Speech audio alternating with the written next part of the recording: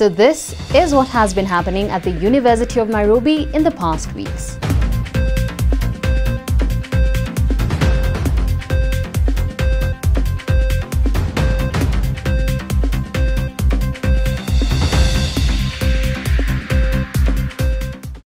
On the 27th of May 2024, the Department of Diplomacy and International Studies at the university officially launched the Africa Center for the Study of China. The center aims to be a central hub for research, exchange programs and public engagement on Africa-China relations. In attendance were several delegates, among them the Chinese ambassador to Kenya, Dr. Zhu Pingzhen, who delivered the keynote address. The ACSE is intended to inform discussions on China's role in Kenya's socio-economic development, diplomatic engagements, and global influence. The African Center for Study of China comes at a time when China, Kenya, and China-Africa cooperation are booming. The Africa Center for the Study of China will serve as a hub of excellence, a beacon of scholarship, and a catalyst for informed dialogue on all aspects of Sino-African relationships. Now, the University of Nairobi's Center for Human Rights and Peace hosted a colloquium on May 21st titled The Language of Morality and Morality in Language, Reflections on African Sexualities. The event, co-organized by the Center for Reproductive Rights, Tika and Kellen, brought together a diverse group, that is, linguists, religious leaders, human rights advocates, policymakers, and media practitioners. The colloquium explored the interplay between language, morality, and African sexualities. The keynote, delivered by Professor Kithaka Wamberia, delved into how cultural narratives and language shape moral perspectives and sexual rights.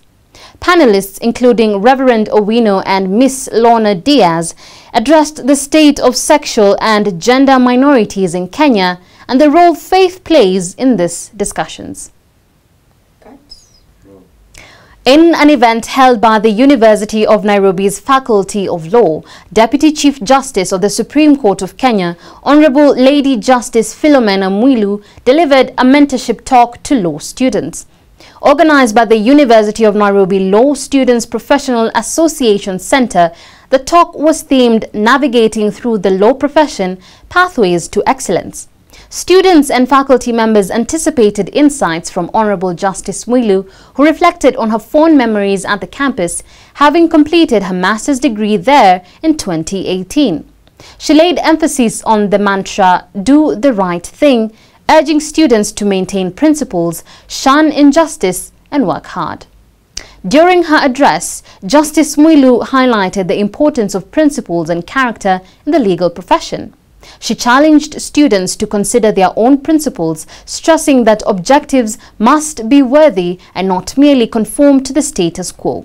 There is a foundation, and based on your moral character and a principled understanding of what it means to be a lawyer, there is the discipline, determination, fortitude to work hard in employing this in everything you do. She called for closer collaboration between institutions of academia to better prepare students for the real world. Because law requires the highest standard of integrity, the highest standard of hard work. But it is a profession that you must enjoy because it's enjoyable.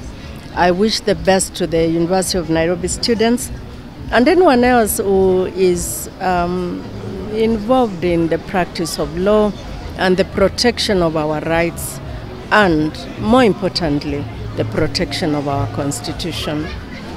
In attendance were the Dean of the Faculty, Professor Winfred Kamau, amongst other faculty members and student leaders. The session included a Q&A segment where students asked daunting questions about the legal profession.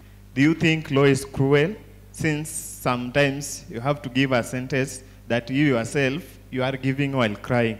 Do you think law is cruel?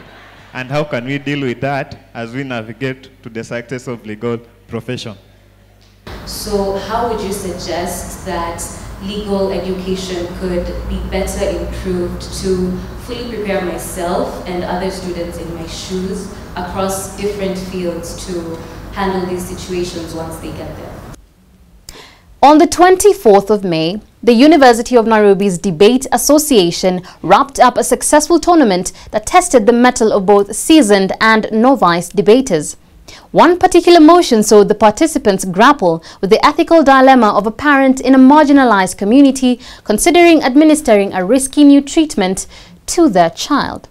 Other debates tackled issues like climate activism and its potential influence on financial institutions, the evolving landscape of feminism, and the historical question of what might have happened in the story of the Chronicles of Narnia if the Pevensie siblings remained in Narnia.